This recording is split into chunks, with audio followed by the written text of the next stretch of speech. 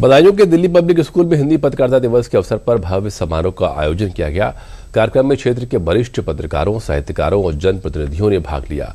समारोह का शुभारंभ केंद्रीय राज्य मंत्री BL वर्मा, वरिष्ठ पत्रकार संजय रस्तोगी और अन्य अतिथियों ने दीप प्रज्वलित कर किया। इस अवसर पर केंद्रीय राज्य मंत्री BL वर्मा ने कहा कि पत्रकार समाज का सजग प्रहरी होता है, जो निष्पक्ष और निर्भीक होकर जनहित के मुद्दों को उठाता है और समाज तथा प्रशासन के बीच मजबूत सेतु का कार्य करता है। उन्होंने कहा कि बदलते समाज में पत्रकारों की जिम्मेदारियां बढ़ गई हैं, इसलिए उनके योगदान का सम्मान किया जाना चाहिए। कार्यक्रम में पत्रकारिता के महत्व, उसकी चुनौतियों और लोकतंत्र में उसकी भूमिका पर भी चर्चा की गई। अंत में अतिथियों ने सभी पत्रकारों को हिंदी पत्रकारिता दिवस की शुभकामनाएं दी। पत्रकारिता दिवस के अवसर पर आप सबको हृदय से बहुत बहुत बधाई और शुभकामनाएं देता हूं।